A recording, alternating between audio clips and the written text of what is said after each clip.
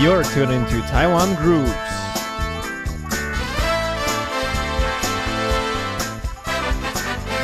Let's explore the local music scene.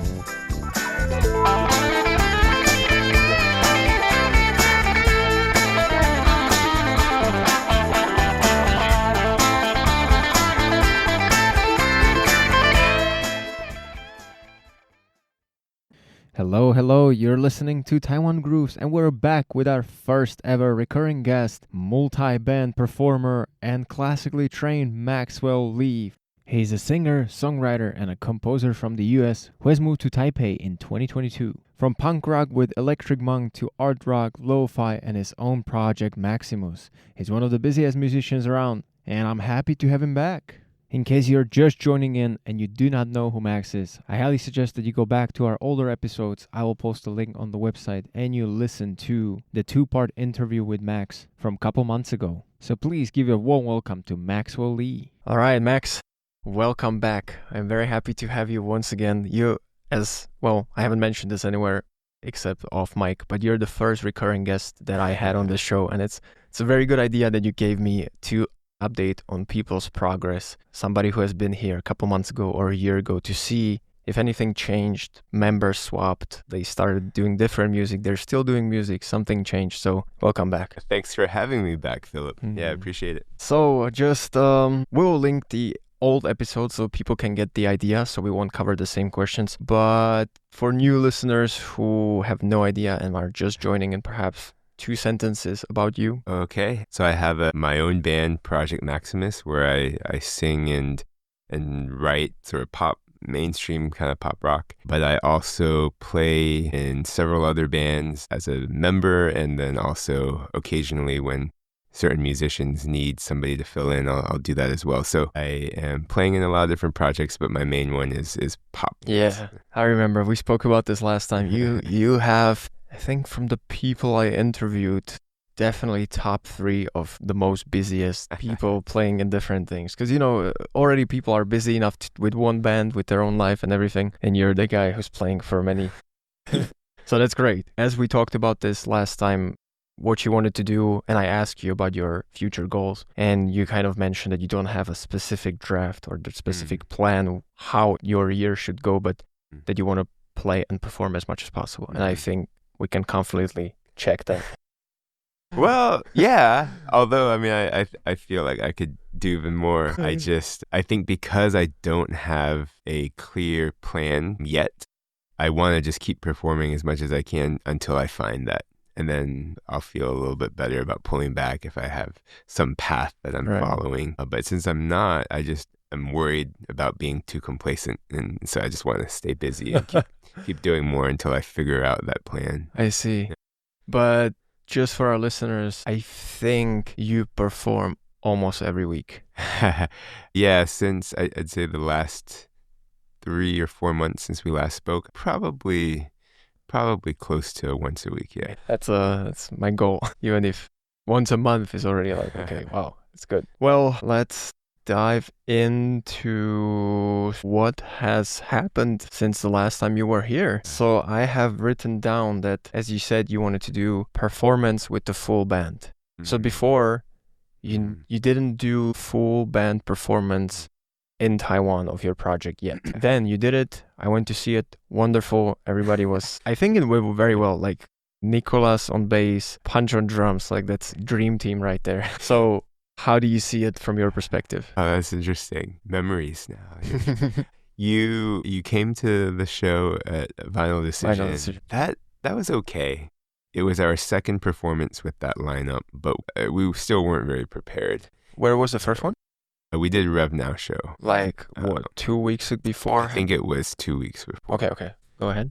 And the Rev Now show, we were very much not prepared. We were kind of using that as the first time to kind of work out everything. Then Vinyl, I was okay with it in the sense that this was our first real performance in front of a large group of people. Not only were we not that prepared, but also the sound at that place just wasn't really, I'd say, adequate for what we wanted to do. I mean, I think there were some issues with the bass amp, and there's some issues with the vocal mics. Props to Nicholas for discovering that. Yeah. So that was a bit of a struggle. I mean, I'm going to fast forward a little bit. And I went back to Vinyl Decision with my band 2 months later with the acoustic lineup, thinking that despite what happened the first time around with the full band, I felt like if we brought the acoustic lineup there, the sound would be better. And we still ran into issues. So just thinking back in hindsight, I think the full band really, there were a lot of problems in our opinion with how the sound transferred over to the audience side. Not to mention for us on stage, it's just really hard to hear when we don't have good monitors and a good setup. I appreciate you offering those kind words, but I think for me, it just wasn't too encouraging, that performance. We ended up doing one more. So with the full band, we just had 3 shows all that month. And then the 3rd show was at Revolver, and Revolver came out much better. Revolver's got excellent sound, good monitors. Sound engineers are good. Everyone, and then the sound engineer is very good there. So that was sort of the pinnacle. We did that show.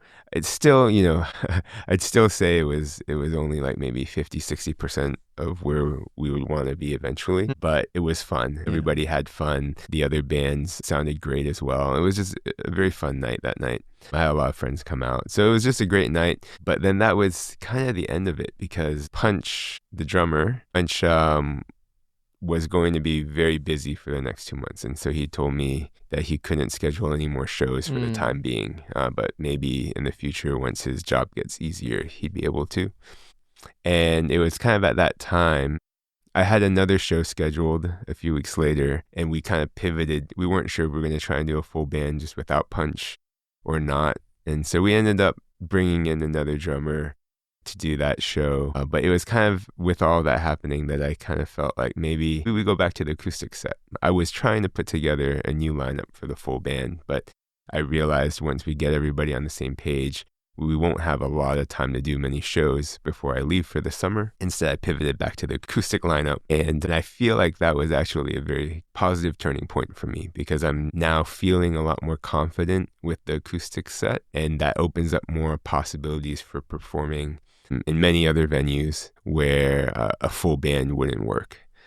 So I feel very good now. We have this acoustic lineup. Maybe we'll get to it, but we have a new person in that acoustic lineup, Joe, and he's really putting a lot of energy and effort into this.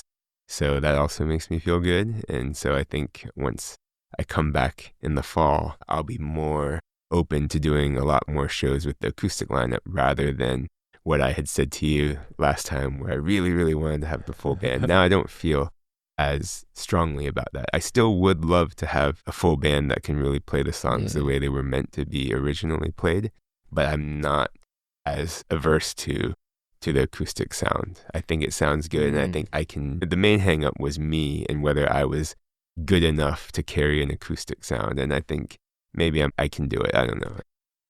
100%, I can confirm this. The thing is, with the full set, it's 2 more people to schedule, organize, give them everything to be ready. So you see how, 3 is always easier to have. And I feel like acoustic sounds awesome. Even Axel's playing style, he's just cut out for this kind of playing. That is the other thing.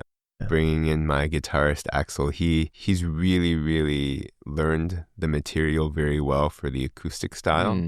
When we do the full band, it's kind of like he has to break it all down again and relearn it. And I mean, different. He's certainly capable of doing so, but that just will take a lot of time again for him to do that. And then I also do feel like you that maybe to some degree his incredible skill lends itself a little bit more to the acoustic style, because with the acoustic style, I'm giving him more freedom to do more interesting, intricate stuff on the guitar. Whereas when we play in the full band, I kind of push him to be a little bit more following the recordings and like kind of in a box a little bit. So now he gets to flourish in the acoustic set. No, but as you said, even the acoustic set, you ran it considerably more times than the full band. And don't worry, it's a hang up that I guess everybody goes through, that it just wasn't 100% well prepared. But I feel like in your case, as you're making it, as you're describing it, it was more the venues thing, not your own band of like having, so just, I'm sure you would have done it 10 times and it would be just as good as the acoustic set. Like there's no problem. Plus it was my first time in Vinyl Decision actually that time when I went to see you, and I was thinking, these are some Dutch ceilings. Like it's so high. The acoustics here, I'm surprised how can they make it work? Because it's difficult. It's actually, they've changed a little bit now. There was a big column in the middle, I think the first when you went, and now that's been removed. So visually, it's a even cooler space. Oh, visually it's great. Visually, it's really awesome. And I love the people there, the owner. So I'd love to do more with them, but it's just a little tricky considering the sound. Anyway, as far as you said with the full band, I'll give it a go in the fall and we'll just see where it goes. Chapter. Yeah. We'll see where it goes. So. All right. So what has been keeping you busy musically since you were last year? So you had projects going on, as we mentioned, Electric Monk with Lili, with Axel, your own project, LoFi. Well, since John is also busy, I guess that's on pause now. We'll start there since you ended on that question. The LoFi project, I haven't really pushed to do anything, and I think with the development with AI in music, I feel like the LoFi project is one of the first things that, it's getting oversaturated. Like AI can create LoFi music that's just as good as anything that I would do or John, and obviously with no effort. So it's kind of changed how I think about doing it. I mean, to be fair, when we were recording the lo-fi stuff, we were just having fun. And so we could continue to just do that and have fun. So I wouldn't say no to doing that. But the fact that John is busy, he's, the time when we were doing the lo-fi stuff, his group, Church of Loops, was on hiatus at that time. But now they're back and they're working on their EP. So it's not the primary thing for him anymore. So I haven't been pushing it either because I just, like I said, I'm not sure it's something I think will be heavily disrupted by AI. That maybe, light jazz, that's sort of background jazz style music. That's another thing that's been heavily replaced on Spotify with AI generated music. So the lo-fi thing, I think it was fun. Is a good memory to have, and maybe we'll do it when we have free time to just have fun, but it's not something that we make time for. No, I have to prioritize, especially you two guys when you have so many things being involved in. So since we last spoke in February, I think the things that I've been doing the most of are Project Maximus, and then Electric Monk. We've started performing again. We have a new guitarist from this year compared to last year, and he has been slowly working into the group, but he's great. And on top of being a great guitarist, he's also just super enthusiastic. And that's something that's been refreshing because he's an amazing guitarist and he hasn't gotten to play in a band, I guess, since he moved to Taiwan 5-6 years ago. He said he hasn't been in a band, and he used to play in bands all the time in the Philippines where he's from. So this has been his chance again to come back and be part of a band. And so he's like our number one booster. He's posting everywhere, hyping up all the stuff we're doing. For all the time he missed. Yeah, and it's really a renewed energy that the band had been lacking. So that's been exciting. We did a couple performances, and I have to say, for the first time, I felt like we're starting to realize our potential as a band. I don't remember exactly what I said about Electric Monk, if I said anything last show, but in the past, I really liked the band for its potential. I think Kyle writes awesome songs, and it's a lot of fun for me to be able to play different instruments and be part of that. But now, for the first time, our performances, I feel like actually sound really good. So we want to keep getting better. We're not there yet, but at least now it's I'm inviting people out because I think we sound good, and I want people to hear what we sound like. And so that's refreshing and that's new. We're actually reaching sort of our potential now. So are you still on keys and violin? Yeah, keys, violin. No more guitar. A little for bit you. of guitar. But still. I play in a couple because I'm playing rhythm. So there's a couple songs that we do that Kyle says he can't play and sing. So he has me play those those parts. And then Brad, the new guitarist, he continues to tear it up on the lead guitar. So those have been my primary two things. There's the Project Maximus and then Electric Monk. I think we did have one show with Axel, Mr. Bamboostick, and I've kind of course, our relationship has grown a lot. And so I've kind of become sort of a go-to instrumentalist for him. And I'm okay with it because the songs, he's a really great musician. His songs are extremely complex, but he's written out, for a lot of things, he's written out my instrumental parts. So it didn't take a lot of creative energy for me. I get to just be a part of something cool without expending too much of my own energy. And so I like playing with him. So that's something else that's going on. Hive Mind, that project that I was doing with Lance, that one, I might be repeating myself, but that one I was super excited about because I felt like it was the one area that for me to really be experimental. Yeah, just like really push the envelope creatively. And unfortunately, that one, just recently we received a unfortunate setback because originally, I think when I was on the show, I was saying that I was hoping to perform with Hive Mind in June, but then our saxophonist, who's like very critical for the sound that we're going for, he let us know that he wouldn't be coming back to Taiwan in June. Instead, he would be coming back at the end of the summer.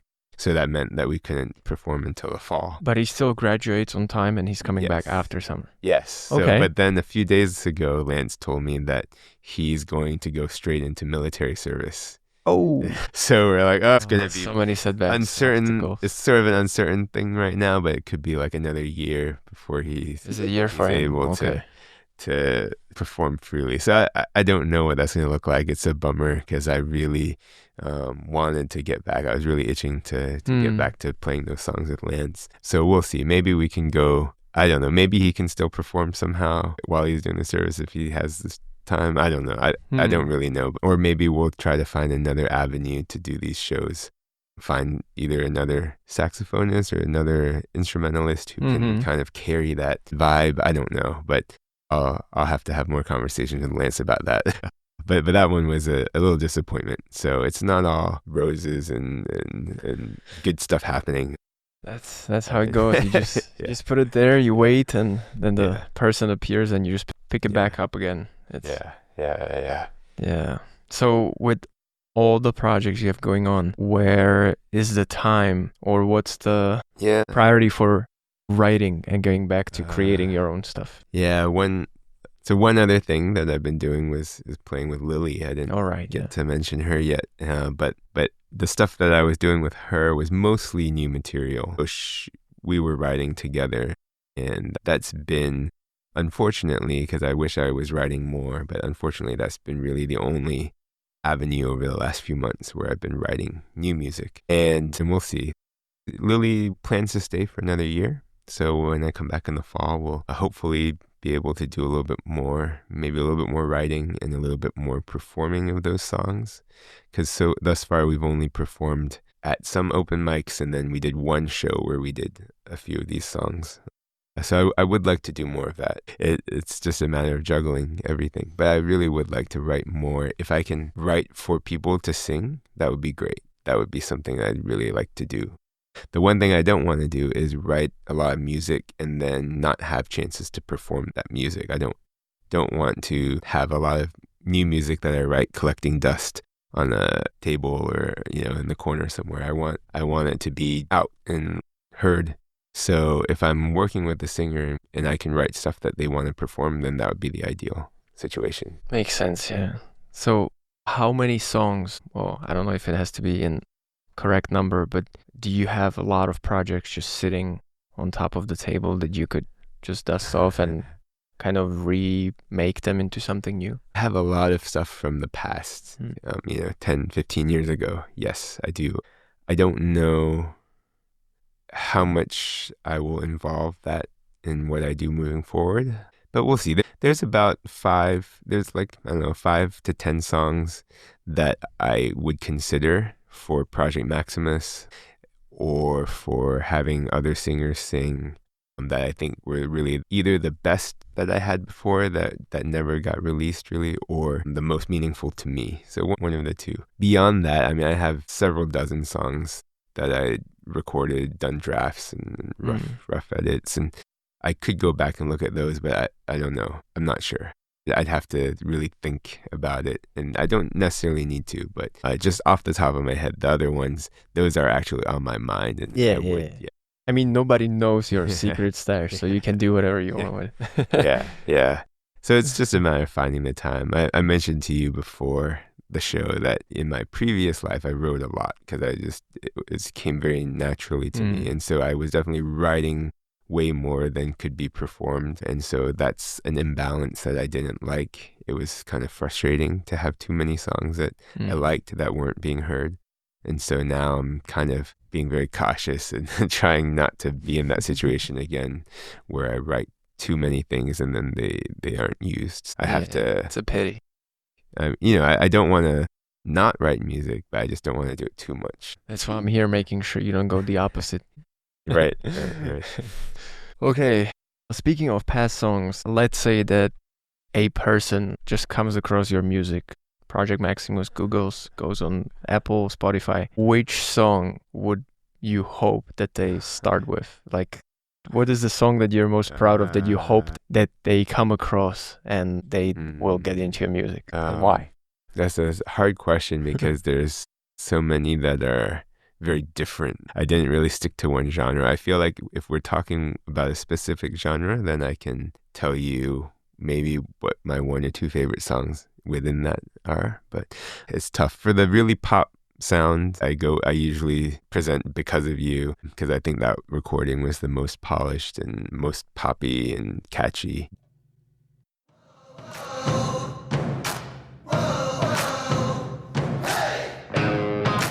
Thought about what I said and about what you did instead. I'm just looking for a friend.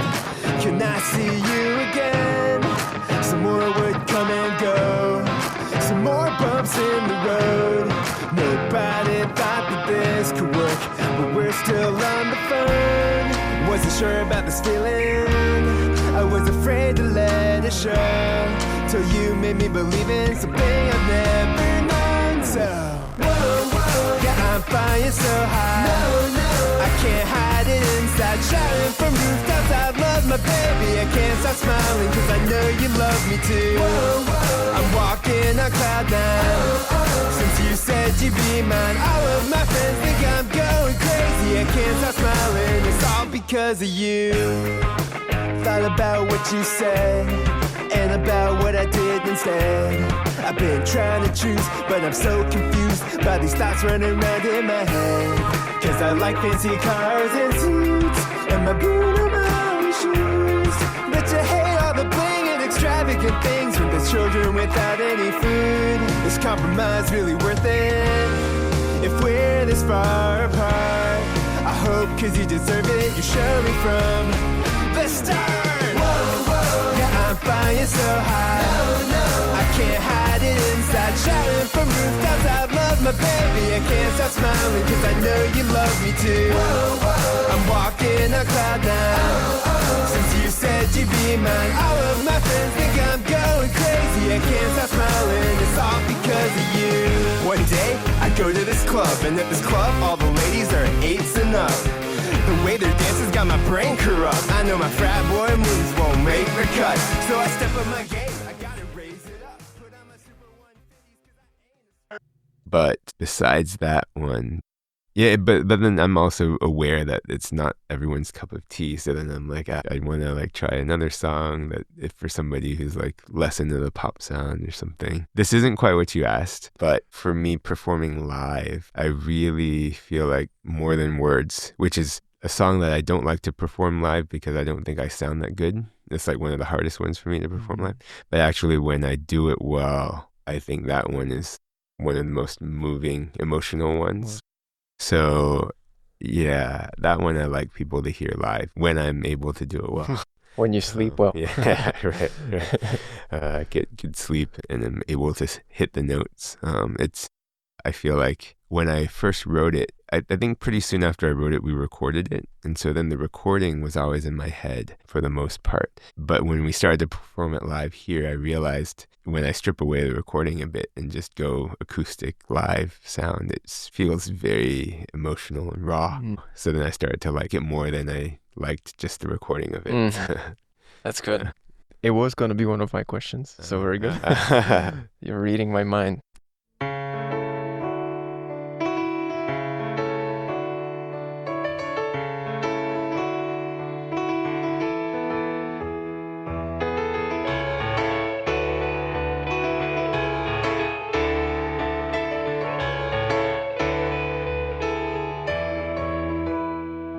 I don't think you were ready for this. I know that I was not.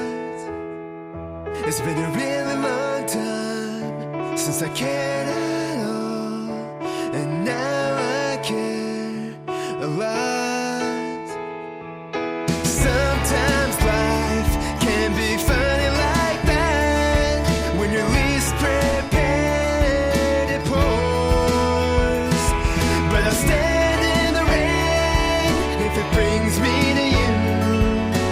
You're the one I'm most thankful for. When you say you miss me, and I just laugh and don't reply. It's because I miss you more than words.